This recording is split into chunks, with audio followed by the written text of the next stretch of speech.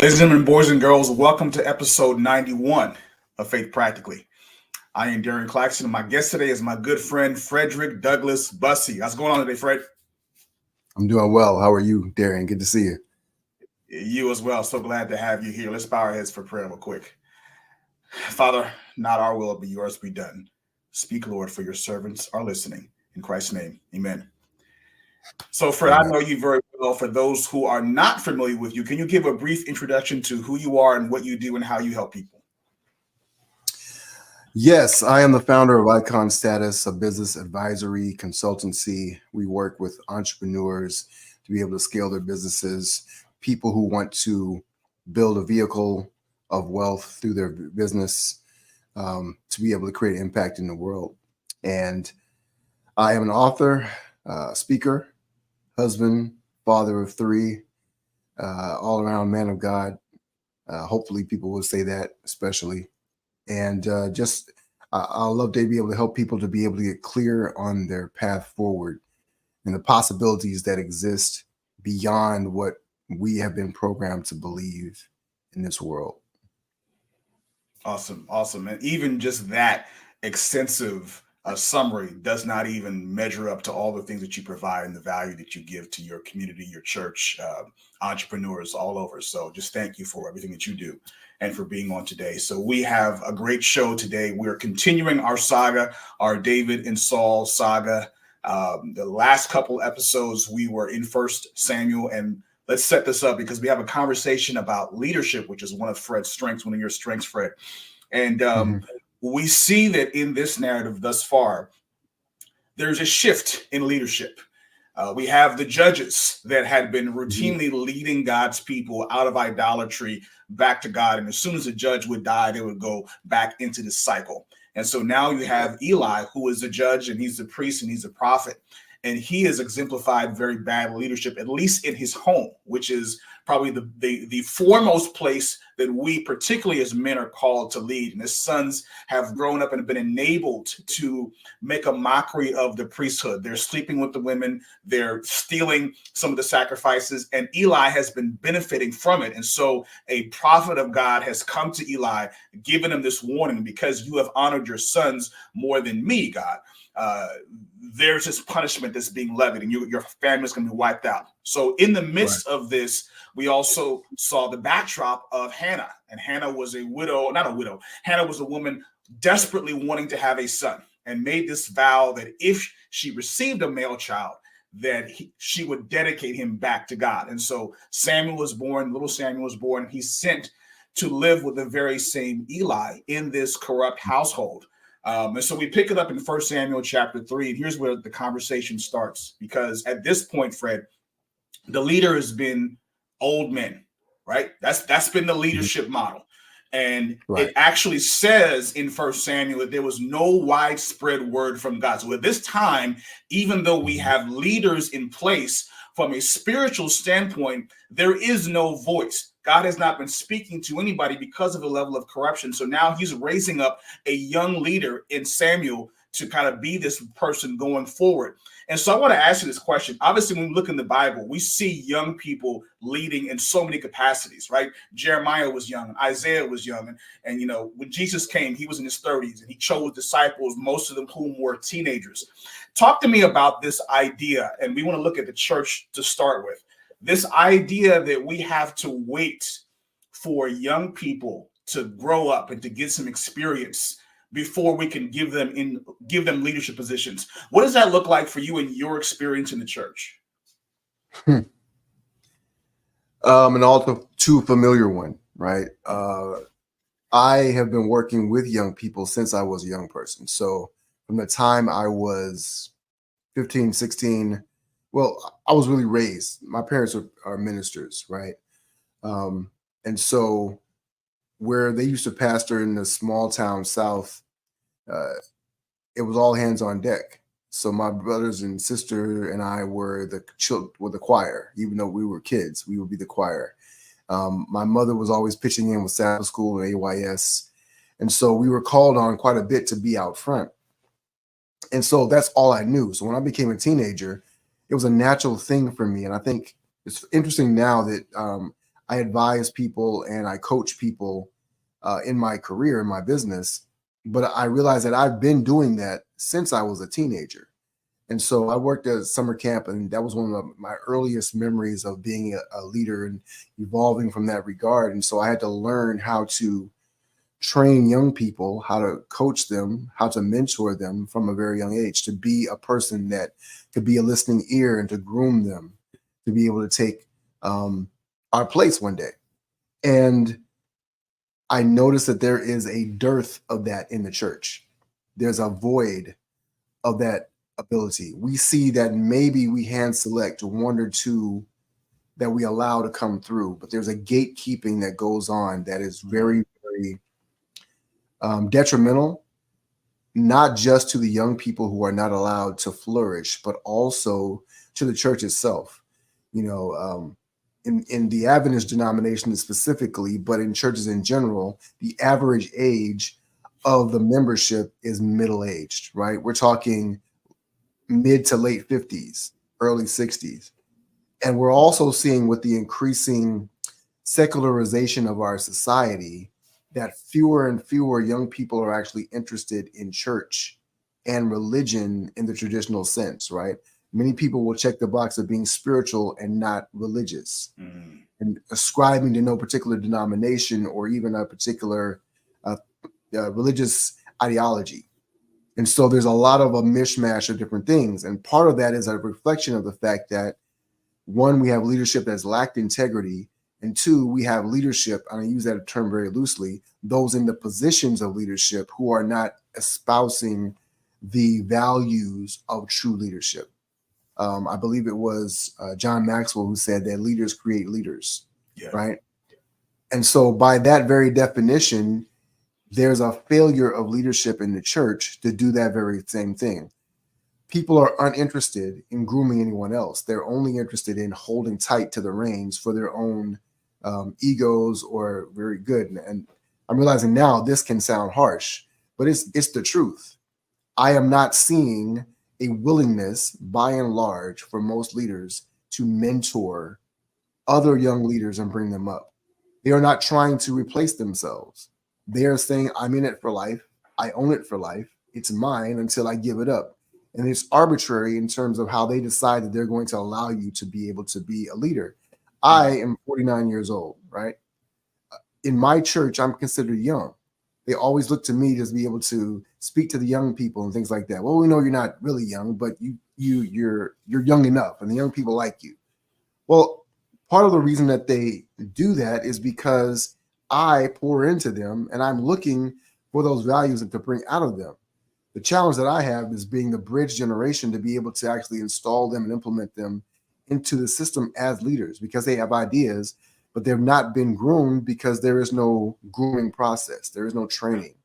I actually had I had this conversation with some members of the board at one time. We were having a conversation, and I remember distinctly that one of the older members said, "Well, when you get old enough, then I feel like you're good enough, right? You have the capacity." So you have young people that 30, 35, 40 years old, 25 sometimes are running organizations, starting their own businesses, leading out in activism and social justice, doing all sorts of things in their own right. And yet there is a void for 40 years, 30, 40 years before they're going to be allowed, quote unquote, to step into these positions of prominence and leadership and be able to actually activate their voice in a way that is substantive and allows real change and innovation to take place. But we see a lot of things that are being slow walked in our church or organizations because there's a lack of ability to adopt it.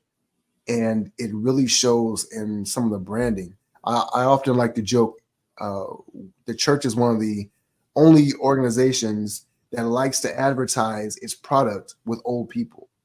You know, if you look at any commercial, you'll see by and large it's young, energetic, vibrant people, unless they're selling medication for diabetes or high blood pressure or something like that. They're selling insurance, so that you have older people, but there's always a mixture of young people in it together to prove that this product is relevant for today and now. And the church is failing horribly at that. We're seeing the metrics fall off in every aspect, whether it's our church educational institutions, whether it's church membership. So many of these things are showing that we are failing in our ability to be able to attract more people simply because we lack true leadership and a process of being able to mentor young people. That was my short answer. Yeah, and there was a lot of nuggets in that mouth, and we probably can have a whole podcast for about 3 or 4 of those topics you brought up. But I find it interesting as you talk about leadership in the church and just a model of raising new leaders and how that lacks in the church. If we were to contrast the way a church is run versus the way a business or corporation was run, there are often always succession plans, right? We generally want to have that to say, hey, the people who are in the corporation who are being paid to do a job aren't going to be around forever. So we want to make sure that there are people in place to kind of learn the ropes. But as you said, like, now I want to make a sports analogy.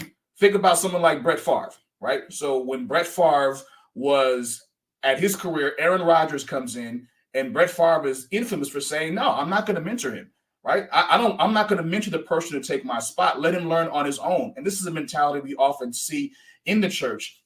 And I'm wondering, how does that change? Because again, if leadership is not really promoted, you don't normally see leadership training in the church. It's normally, hey, I've been in the church for several generations. You know what I mean? I have this Bible knowledge. And because of that, between that and my age, that makes me credentialed enough. That makes me worthy to be in this particular position.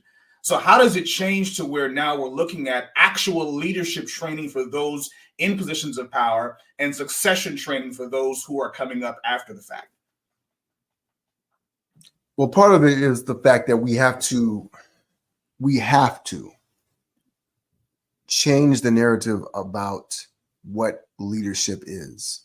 Mm-hmm. We think leadership is position and not a process. It is not a function of being a leader, right? And when I say leadership, John Maxwell also says leadership is influence, right? It is a capacity to be able to mold people's minds, to shape their perspectives and opinions, right? Oftentimes people only want to do that when they want to wield power. And so leadership has become synonymous with position. Position becomes synonymous with power. If I'm in the position, I have the power to do whatever. Right. And so power is addictive. One of the challenges that we face with that is people feeling powerless seek positions to find that power. Right. And so in their lives, if they've not been trained about what the real meaning of leadership is, people can understand that leadership can happen anywhere, right? Leadership happens in the pews as well. There are people who have tremendous influence who've never been in the positions of power, quote unquote, but they know how to wield that influence in a way sometimes for good, sometimes not so much so. And it really just depends on their ability and willingness to serve. And understanding that when you have a gift, it is meant to be used for the good of others, not to hoard power for yourself, not to hoard accolades, not to hoard that validation.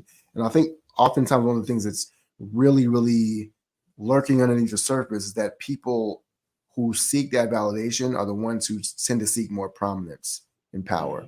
And they tend to be more problematic when it comes to passing down these positions. There needs to be more leadership training and leadership coaching in the realm of leadership in the church organization. We've seen this more so in corporations, understanding the power of having executive coaches, right? Of leadership training for the executive team. But in reality, that training needs to go all the way down, because training can happen in the mailroom as well as the boardroom. And the same can relate to when it comes to conferences, to conference leadership, to pastors, to church boards, things of that nature. Understanding that one of the other issues that I'm seeing, to take a slight detour, is that we lack a true vision and understanding of what our real calling is, right? Mm-hmm. And so a lot of times we think that our our organization's job is to survive, and it is to perpetuate what has always been, instead of to bring forward a future event that is ever approaching, right? So Christ soon coming. That requires an activation of the organization in a way that is inclusive, that is progressive, and that is innovative. Because what worked in Jesus' day fundamentally will work, but practically does not, right? So Jesus walking around from town to town, evangelizing people today, walking around from town to town, practically doesn't work, right? We have transportation, we have technology, we have other things like that. But along with it, again, I kind of go back to my point about the branding of the church. Our brand is so old that it feels stale. And so it's easy to dismiss.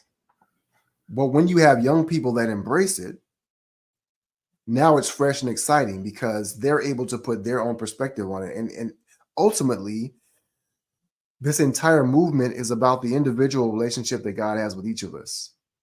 And so if he is not empowering us to empower young people will look at it and say, this is passe. It is not relevant to my life.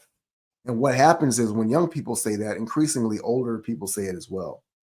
We have this movement now where almost a modernist renaissance of groupthink, where people are coming around and saying, well, what we used to know, what we thought we knew about the world, about religion, about life, etc., was all a lie. And therefore, my truth is the only truth that's relevant. And if you have 8 billion truths in the world, then there's no space for God's truth. There's no space for a progressive, a salvation message that can be taught, because I can save myself. I will save myself because I don't trust these institutions. We see that happening politically. We see it happening in corporate spaces where people just don't trust the institutions that society has had for years. And a lot of those societies were based on biblical ideologies. They were based on a biblical or religious stance. The church had a sort of moral authority that it no longer possesses now, because we've abdicated that in terms of leadership. We advocated that leadership in social circles, and we advocated that leadership even within the church itself. And the only way we can shift that is if we start to lean back into leadership training and coaching and understand what true leadership is. It is about being able to empower other people to lead. And I'll end it with this. One of the things that we share with our clients, right, is that leadership is really about inspiring energy out of other people. It's about inspiring people to perform at their highest level. It's about inspiring people to be able to create and to innovate and to energetically bring forth out of themselves and out of others the best that's possible. When you look at it, really, that's what Jesus did. He created a movement that inspires people to this day. He said, I came to bring you life and life more abundantly, right? And that is the essence of inspiration. We feel alive when we are inspired. Leaders create a vision that is living and breathing. And so that people can embrace it and adopt it as their own because they can see their own place in it. And that, to me, is the biggest indictment of our older members who are in leadership, because they don't even know how to inspire younger people to do it. They blame them for not being more engaged. They blame them for not being, but who is the one responsible for teaching them, right? How are they supposed to gain this knowledge if they're supposed to be too young? And what you're saying is you're too young to understand how to lead, but it's your fault for not knowing how to lead.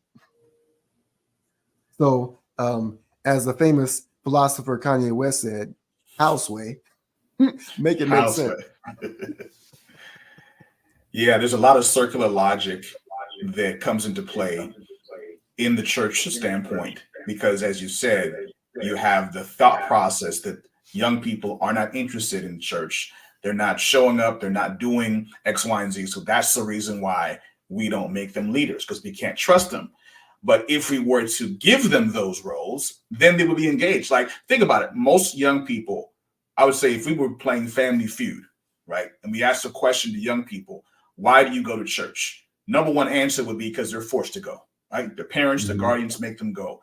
And if they are of age to go on their own, then the only reason why they would go is something other than the church itself. In other words, maybe their friends are there, maybe they're dating somebody they want to see, or maybe they're coming out of fear. We've instilled this tradition. If you don't go to church, you're out there and you got, and then the devil's going to snatch you up. But there's no real connection to the church. There's no lasting connection. And so when they get their independence, and when the guilt wears off, and when the friendships dissolve, or when people go away to college, now you have a void between maybe around 18, 19 to now in your late 30s, early 40s, to where this generation is completely missing, versus had we circumnavigated that circular reasoning and got them involved early, now there's a real connection. That's how I got involved in the church. Somebody saw something in me that I didn't see and said, hey, I'm going to have you do this. I'm like, whoa. So to do that, I had to not only learn some things, I had to pray some more, but I had to feel an attachment to the church that I did not feel before. And if that's not there, they're going to leave. Now, here's when I want to go back to the story in 1 Samuel 3, because what tickles me is that Eli never had in his mind that Samuel was going to be the next leader. The way that I look at it, Eli's like, I'm just going to do my thing. And my sons, who at this point, his sons are probably in their 50s or 60s. That says that Eli was 90 when he died, right? And these people were having kids at 15, 20 years old. So these are probably older, Hophni and Phinehas, these corrupt individuals. In Eli's mind, that's his succession plan. Those are his children. That's his name. That's his priestly lineage, right? So Samuel is not someone he's showing them how to clean the laver and to get the wood, to the fireplace. But outside of that, if God does not step in and call Samuel and circumnavigate the original channel, which was the priest, Samuel probably would not have been put in a position of leadership. So when Samuel is called, and he runs to Eli saying, hey, here I am. Eli, probably the first couple of times, he's like, okay, God's calling him, but why?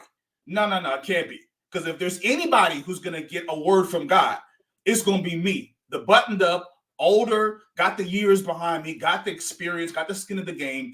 And so it's only when God keeps calling that Eli says, okay, clearly my bat phone's not ringing. He's going to go to this little person. So go ahead and respond if he calls again. Speak, Lord, for your servant is listening. When you read that story, what do you draw in terms of the way that God is moving around traditional leadership and trying to show us how it should be done? And you make a great point about the fact that Eli was not even looking for Samuel, right? So, and it goes right to the heart of our conversation today. Leaders don't even think that God sees them. So they think because they don't see young people as qualified to lead, that God doesn't, right? Which in essence is saying our decision is God's decision.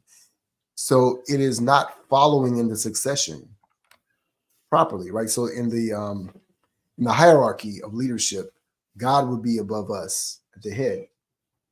One of the reasons why we're not seeing the church explode here, at least here in America, the way that it should be, is because of the fact that we're so stagnant in our thinking and we're so closed off, and we closed off an entire range of avenues that we could be deploying to be able to reach more people. There are conversations that we're simply not having because for many of us, we're stale, we're closed off, we're not being vulnerable enough. There's a level of true leadership and mentorship requires some vulnerability and transparency. And by and large, there are many who are not open to that in leadership. And so they're not sharing with people the true struggles that come from being a human, that come from being a believer, that come from being a leader. Because leadership is not easy when you're at an elevated position and more prominence. There are certain attacks that come at you. There's all kinds of conflicts that you have to manage and navigate through. And so if you're not able to negotiate those things, if you're not able to be transparent enough with other people to be able to share those things, it's going to make you a poorer leader, because you become so insular. And so you walk around with your guard up about so many things that you can't even hear what people are saying. You're not sensitive enough to people's issues and their own hurts and their pains, which is the part of a leader. Your job is to serve other people, to help them, to be able to lift them up. And a lot of what we're doing is very much lip service to that. I want to make sure I'm circling back and answering your question correctly, because of course we've had a number of interruptions here. But because I do think that this is a vital issue, and I really want to make sure we get to the heart of it for those who are listening and paying attention. Yeah, no, this is good. This is good. The reason why I like Bible case studies, and I was telling my family this, we have worship every night and we look at Bible case studies. And the point is, the reason why God gave us these is not for us to point our fingers and say, look how dumb the children of Israel were, or look how dumb Eli was, and not look in the mirror and realize that it just reflects what is now in many cases. So we have the benefit of being able to see how leadership devolved because of this old mindset of, like, I mean, think about it, with the whole kings, once kings came to the equation, which should never even happen, God was their leader. But once kings came to the equation, like, leadership was basically, I die and my son takes my place, whether or not he's qualified. You know, Rehoboam had no business being king. He was Solomon's son, and he didn't even listen to quality advice, right? He listened to bad advice, and now we have a split. And so this continued over and over again. And we look at this from a mindset of how true biblical leadership should be. We see what not to do, right? And we see how Eli was looking at his sons, putting them in leadership positions, not even having some checks and balances, right? And so I guess this is a question that I can ask you. It's a little bit of a side, but it comes into, there's a level of malleability that a young person would have that older leaders who are set in their ways are not going to have. All right. And so when you see a person in leadership like Hophni and Phinehas, and they are not qualified to be leaders, the right move is to sit them down. And Eli never does that. Right. Right.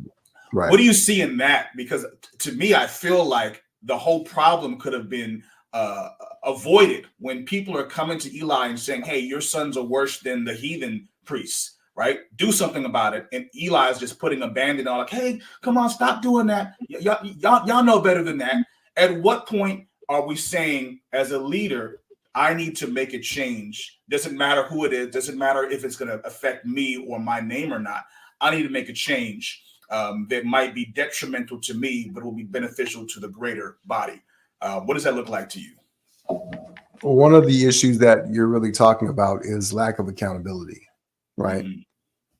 Eli was not accountable to anyone else. The people knew that his sons were corrupt, and they're looking at him. So it's diminishing Eli's leadership. It's diminishing his own witness, his own credibility as a leader, because they can look at him and say, you're sitting here leading our nation in religious matters, but your sons are undermining everything you're doing, and you're turning a blind eye to it. Fast forward to today. What do we see? We see leaders with lacking accountability who are espousing these high-level truths well, they're also turning a blind eye to their own colleagues, to people in the pews, all these different things. So you lack moral authority in the world when you are also have your moral failings at home. And here's the thing, again, to my last point, it's not that we are supposed to be perfect. But when you preach perfection, but you practice corruption, and you act as if people can't see it, then it undermines all your credibility. And the thing is that today, what we're seeing increasingly, right, because of social media, because of the digital age and the internet, what's done in the dark comes to the light. And young people can see it, and they're calling it on the carpet, and they're saying, we're not here for it, right? So we're out. Mm. And this blind eye, this blind spot that leaders have to that is simply putting them in denial and saying, well, it's not, it's not what you think it is. It's not what you see is not what you're seeing. Or just not saying anything about it at all, because they have the audacity and the arrogance to say that we are not accountable to you because it's our position. We're in this, we know best. Well, if they even have the conversation at all. And so that is one of the things that we're seeing when you look at the kings and the lineage of kings that came from Saul on down. You see that Israel followed directly in response to the leadership. So if there was a king who did right in the eyes of the Lord, Right. Israel prospered. There was a king who did evil in the eyes of the Lord, Israel languished. Mm-hmm. And over, they went through this cycle over and over and over again. And what we see is that there was I think the real issue was not that the son of a king automatically became the next king. The issue was that there was no leadership or mentorship, no training process.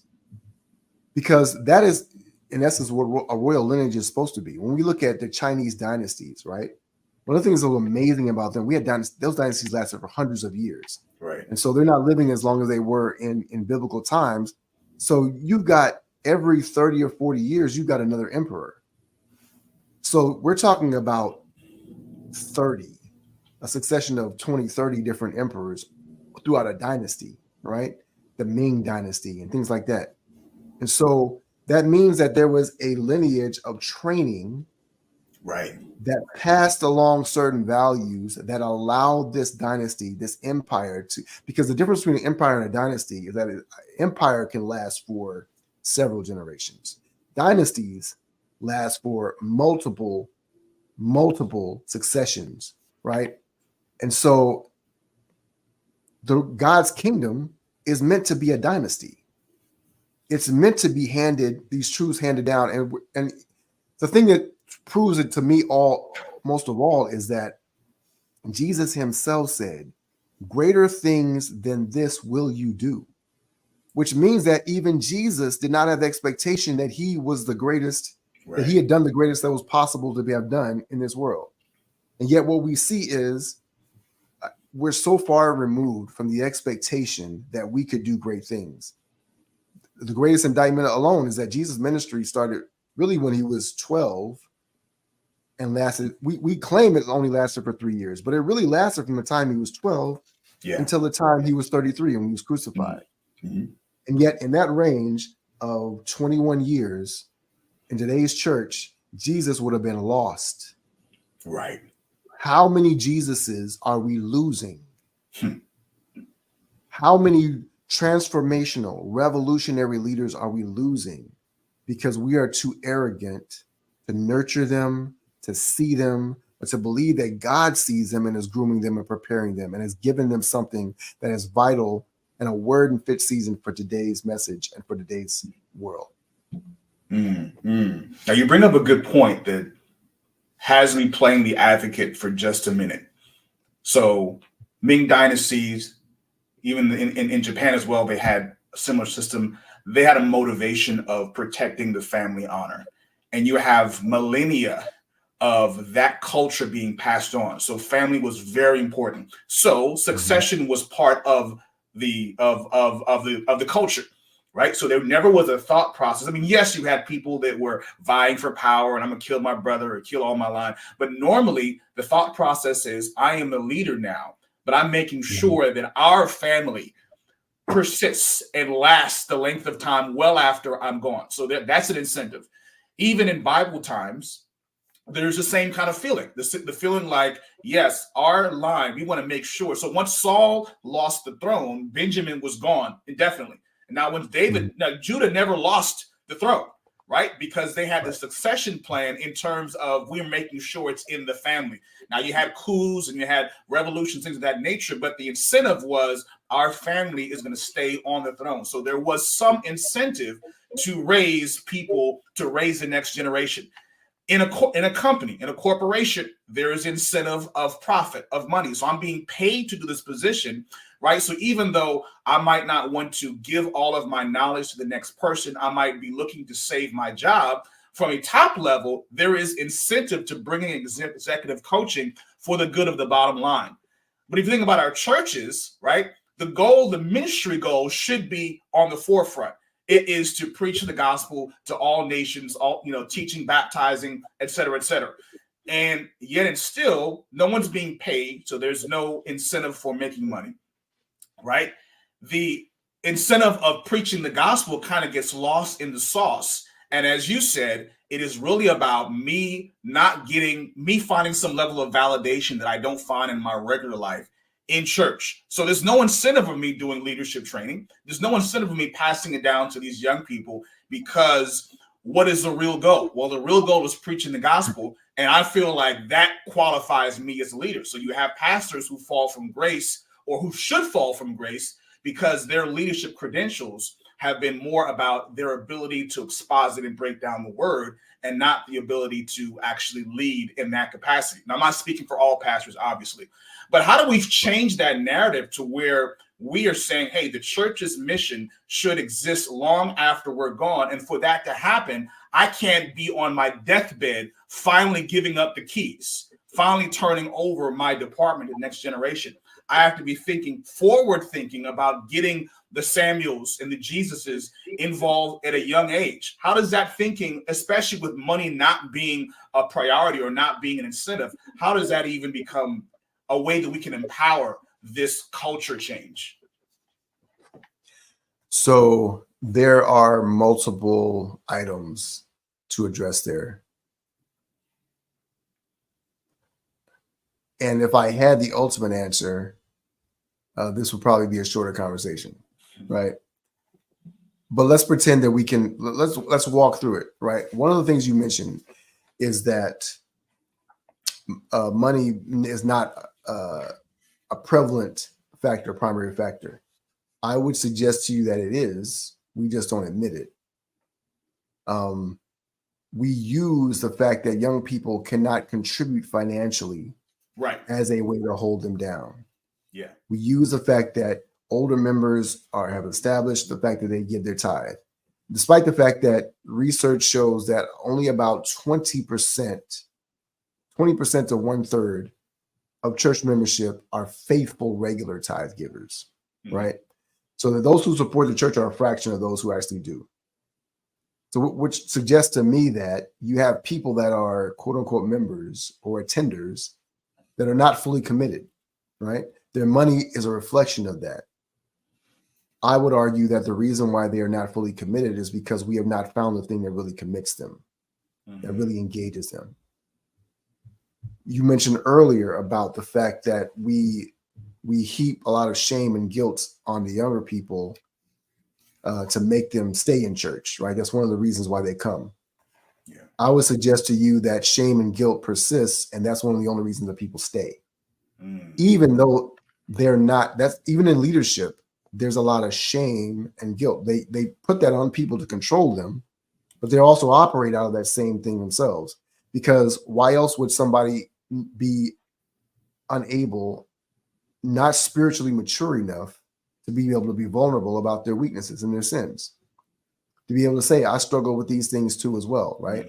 Because you're afraid that if you are seen as human, seen as vulnerable, then the people won't respect you, hold you in high regard. When in actuality, the opposite happens. Yeah. The more transparent a leader can be about his feelings and say, I'm really working through this thing, that's where the greater testimony comes. That's where God is able to sustain us. I want to go back to your point about money not being a primary factor in terms of the mission of the church. We know that in actuality, money is only about 12% of the decision that people make when it comes to making a purchase, when it comes to aligning themselves with a organization's goals or values, right? One of the reasons that I know this, I'll prove it to you, right? So when people go to buy a house, how many people buy a house based on price alone, right? Their price may be the starting point. We know that we can afford a house in this range, But there's so many other factors that go into it: the size, how many bedrooms, location, school zone, property taxes, all color, how big is the yard? Is it fenced in?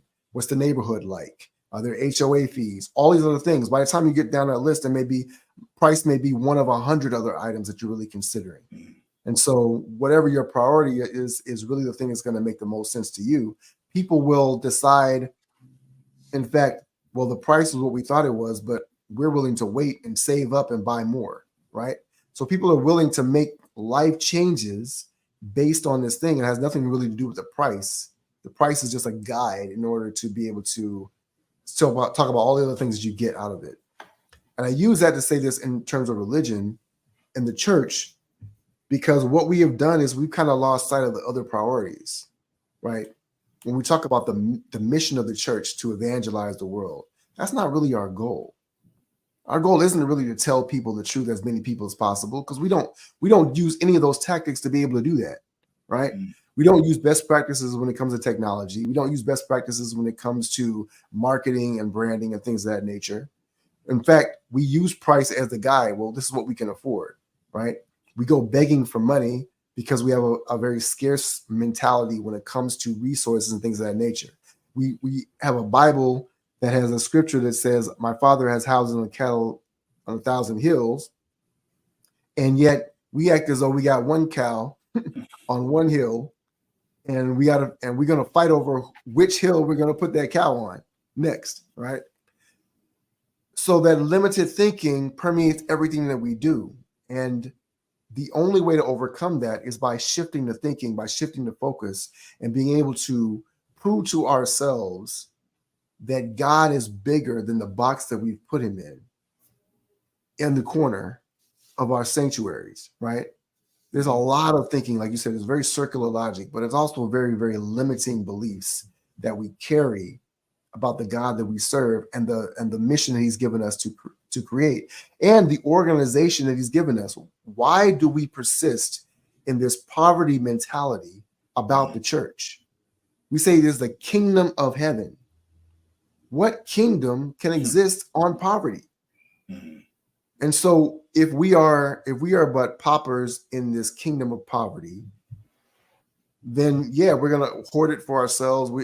All we have is the claim to the fame of being this pastor, this leader, or head of this, or head of whatever the case may be, whatever our title of renown is, right? And so if we're going to cling to that thing, and that's all that matters, then of course we don't want anybody else to have it. And of course we're going to disqualify people. And of course we're going to shun any sort of training and things of that nature. And I'll end the point with this. Accountability is key. And one of the prime factors or indicators of accountability is being able to have someone that you can be accountable for. Having a coach, having a mentor, right? How many of our leaders have executive coaches in the conference office? How many pastors have a coach? And I firmly believe that they should have coaches above and beyond mentors, because mentors can only show you what they have done, right? A coach empowers you to do what only you can do, in only the way that you can do it. But they hold you accountable. They hold you to a higher standard. And what we have right now is we're saying that we're okay with the standard that we've set because that's the only standard that we're willing to have. We're not comparing it to what God has called us to do. What we're actually doing is saying that God hasn't equipped us yet with the resources and capacity to be able to do these things. And when we get the money, then we'll go and do it at a higher level, or we'll reach more broadly. And so we've used money as the limiting factor. We've used age and even gender as a limiting factor, when in reality, God has empowered all of us with a unique and powerful gift. But beyond that, he holds us to an immaculate standard, not because we're incapable of reaching it, but because innately we're all his divine creation. And the fact that we don't see our younger people as a part of that heritage is damning, and it is very saddening. Because until we're able to release that, until we're able to fully embrace the full conversation and the full range of all the gifts that exist inside our church, we are going to struggle. And that struggle is only going to increase because entropy only accelerates. Chaos only accelerates until you apply the principle of love as a foundational framework to be able to bring the intention of growth, the intention of prosperity, the intention of expansion into the realm of what you're doing. Hopefully I didn't get too broad or too deep for you, but it burdens my heart, man. I get, my wife can tell you, I've had many conversations on many a day where I get very, very upset, very, very charged up, because this is something that really frustrates me. We are killing the dreams and killing the potential of so many young people because we are unwilling to include them, unwilling to step aside. I use this analogy all the time. I said, we keep saying that we're going to pass the baton, and then we have leaders who not only will not pass the baton, but keep running the race and say, you have to pry this baton out of my cold, dead fingers. Yeah. You know, it's not a relay race if we don't pass the baton.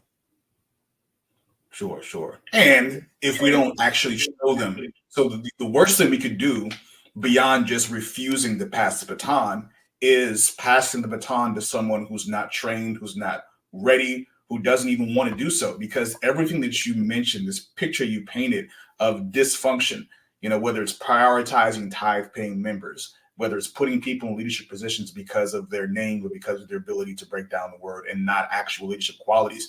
Young people are seeing that and they're like, well, why would I want to be involved in that? Right. And so I've seen situations where young people have been proactively reached out to take up roles, and they're like, no, I'm not interested. So even beyond a succession plan and beyond, I've been one of them young people. Yeah, same here. I'm just like, no, because you also see that there's no plan. So young people are a lot more intelligent than we give them credit. They see a lot of more than we would like them to see. We think that their heads are in their phones or they're not even paying attention to what's happening. And like we can pull the wool over their eyes and have them come into a position that we have not prepared them for. I know nominating committee meets, we just had ours and we just got voted in. And a lot of times when a call is made to anybody of any age on taking a position, the response is, well, what would I be doing? Well, I don't know. That's usually, I have no idea. Well, check the church manual, right? So we don't have benchmarks and KPIs and job descriptions, for lack of a better term. And yet we're asking people, especially young people, to kind of figure it out on their own and to develop passion on their own. It's just not going to be there, right? And I think the difficulty for the young person is they don't have any, there's no, for them to walk away and for them to take their car keys and go someplace else instead of coming to church, there's no investment whatsoever. So maybe the older person is like, man, I've been going to this church for 20, 30 years. So even though I don't feel like doing it, even though I haven't been prepared, even with dysfunction, maybe I'll keep on going. But the young people don't have that, right? So being able to present being able to present function and order to young people, how does that even happen when we have years and years and decades, maybe even centuries, if you can go back that far, of dysfunction, and nobody really feels the need to change the culture, or nobody feels empowered to change a culture where young people say, yeah, I want to be a part of that? I think we've got to be able to look at the outcomes. One of the things that we're able to do, because church is such an old institution, is to pretend that because we're still here, we're successful. Every week we come, people are still here, so we're still successful. The lights are still on. We're still preaching the gospel. So that's success, and that is not a progressive mindset. Also, we're not, you're talking about KPIs, key performance indicators. By and large, the only performance indicator, or the only KPI that we look at is money. Do we have it in the budget? Did the tithe grow? Did the tithe stay the same? Is it dropping off? If it starts dropping off, and too drastically especially, And then we panic. Then we want to do things to change it. Well, what can we do? We should get more music. Let's get a better praise and worship leader. Let's get X, Y, Z, right? So we do these cosmetic things, but we're not really getting underneath the hood, and we're not understanding why the car is sputtering down the road, right? And so we act as if, well, as long as it's not stuck in the mud on the side, we're good. And we've got to be able to be more reflective. Got to be more accountable, And again, money becomes the only thing. But is it functionally impacting the lives of people in your church, one, and in your community, 1A, right? Because really the life of the church should only be secondary because to the impact that you're having in the community, because that is our whole mission, to go therefore and teach, right? To baptize, which means that we should be growing. We should be bursting at the seams continuously, year after year. We got to keep moving to a bigger church. We've got to start adding other ministries because we have to, not because we're trying to figure out ways to keep people engaged, right? And so a large part of our failure is because we're not really looking at what the impact is. How many divorces do we have versus marriages? You got 2 weddings in your church every year, but you got 4, 5, 10 couples that are getting divorced, split up. What does that tell you, right? Mm-hmm. If you got more parents with younger children leaving than you do have coming in, what does that tell you? You got more people that are losing jobs or moving away because they lost a job and couldn't keep, versus people that are finding jobs because of the network and community of people. If you've got a community that is thriving and is growing economically, and one of the challenges that we face is that most people don't live in the same community as their church anymore. Right. Right. A lot of our churches are helicopter churches. People parachute in, for Sabbath service or for Sunday service, and they dip back out. And a lot of times the work that we do is very cosmetic. And I use this term, not that it's not helpful, but we do the same things. We give away food and we give away clothes. Mm. We call that the paramount of ministry. And that's the tip of the iceberg. There's so many other issues that people are struggling with that they cannot get support for, that they should be able to get from their church, that Jesus demonstrated, because Jesus did not go out and say, I'm giving away clothes and food. Mm. The only time he ever gave away food was after people had come to get the word, and he multiplied that. And then that food, they had so much left over that turned and gave it away to people who were still there. So he fed people for days to come, right? Great. But any other time of that, when you had an ailment, you came to get healing, right? When he talked about social justice and railed against those who were preaching false doctrine, he said, I'm here to represent who God really is. And in so many ways, that's also where we're failing, because we talk about who God is, but we don't live godly examples through our theology, through our ministries, through our day-to-day lives. Now, one of the other things, the last thing I'll say is just that as a community, right? The church used to be a community. So it was not about the building. It was not about the services or the programs. It was about the community. People did life together. And so there's an aspect of leadership in and of that, right? Where you're serving someone on a day-to-day basis. When you see enough people in your own community, in your own circle struggling with a thing, it empowers you to say, I need to do something about this thing. We need to change this to make people's lives better, to heal them in this regard. And I don't think that we see that vision in our church nearly enough. And I don't want viewers to walk away feeling discouraged, but there is a level of urgency that we need to have. And so if we can push this button enough, we can keep highlighting these points. I want to encourage people to be able to say, I want to be a leader. How can I learn to lead other people? How can I learn to teach other people to lead? Because that's really what makes a leader. Your capacity to be able to create leadership in someone else. How can I inspire the greatness inside of someone and as many people as possible? Not just how can I hoard all of the accolades and the power and the prominence for myself. Yeah, that's good. That's good. There's a couple conversations there that need to happen. There's obviously a conversation to the older individuals to prayerfully and proactively find individuals, young people to train, to give positions of power, to give not even power per se, to give responsibility, right? So that's one conversation.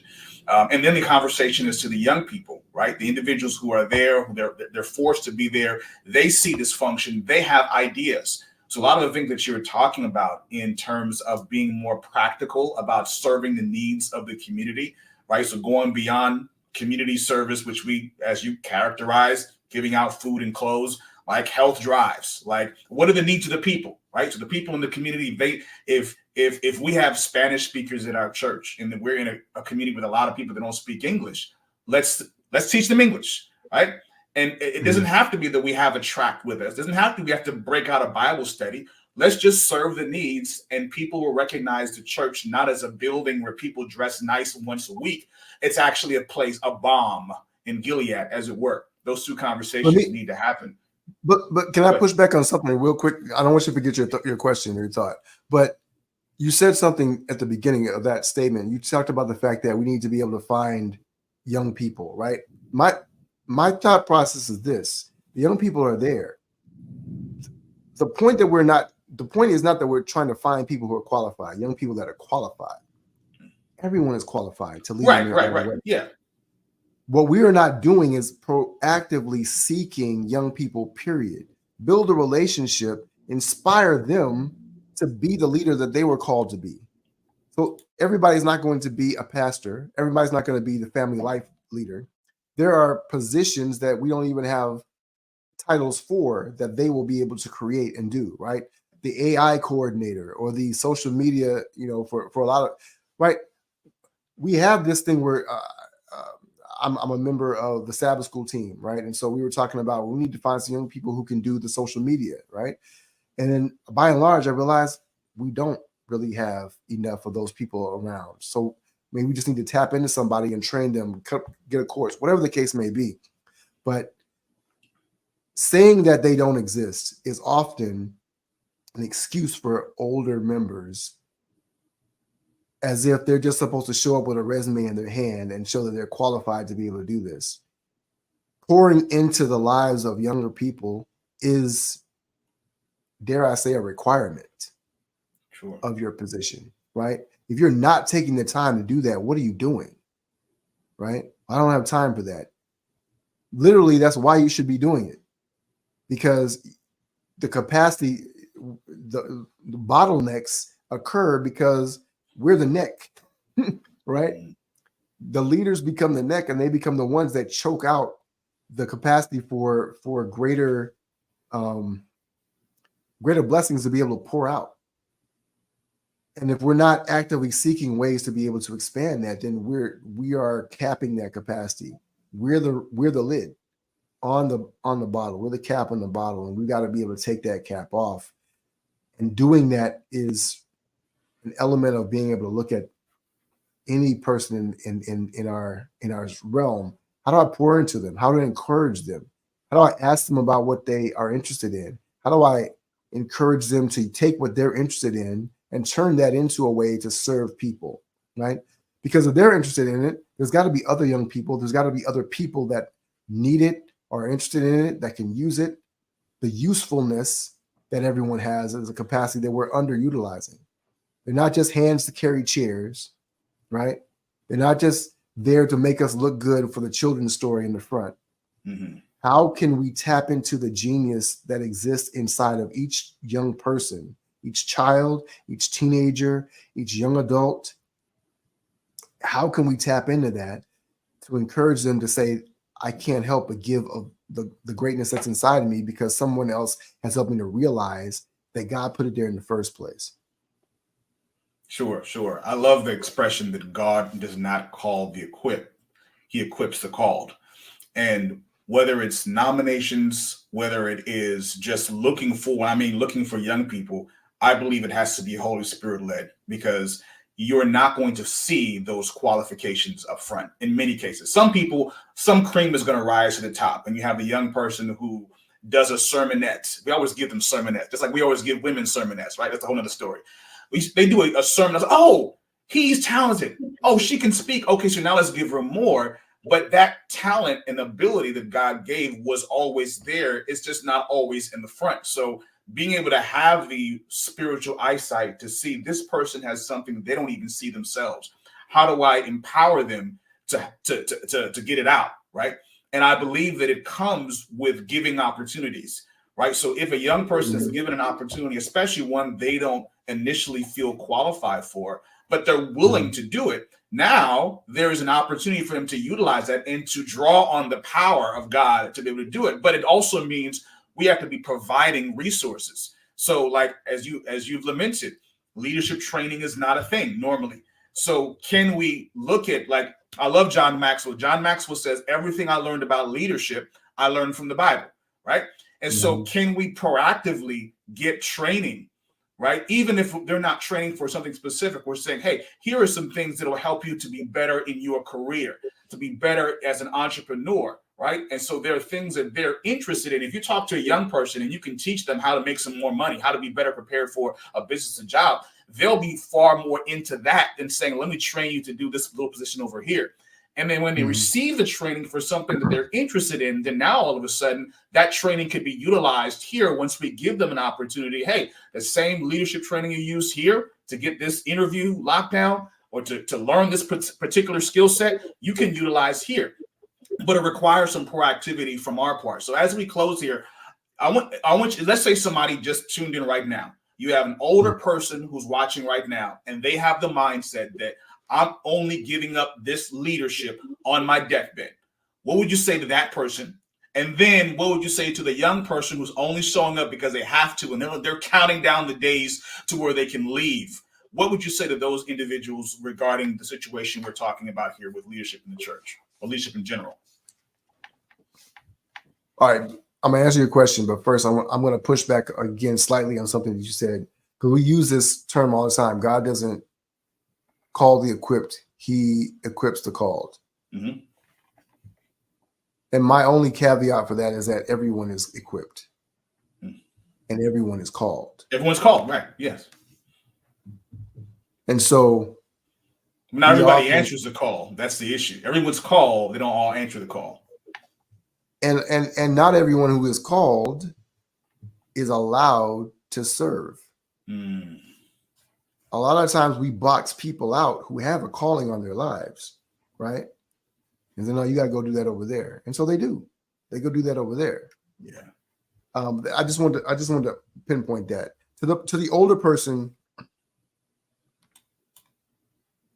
One of the things about leadership that I think many people miss and I don't understand is that when you do leadership right, it's so much more fulfilling and it's so much easier. One of the beliefs that people have, a limiting belief, is that life has to be hard.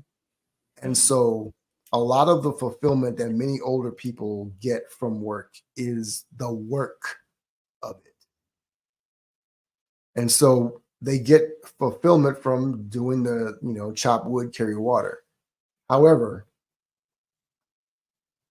leadership in its essence, when we look at the divine nature of leadership, right? It is delegation. It is empowering others. It is teaching and training. And so it is getting results through other people. So there's things that you can do through others that you could never do on your own. But if your goal is only to get credit for what you've done, right? And I think this is a very limiting belief that we have about God and the nature of salvation. That when it comes to working out our salvation, it means that I've got to earn my stripes. I got to prove to God that I was a good servant all these years, right? But that's not how it works. God's not keeping your time card and saying when you put in your 40 hours, you're like, you got your 40 years, you got to go watch in heaven. That's not how it works. And so that idea that there's people don't know how much they're lacking when you can sit down with a person. I've been mentoring young people for 35 years. I have a young man that I've mentored for 15 years plus.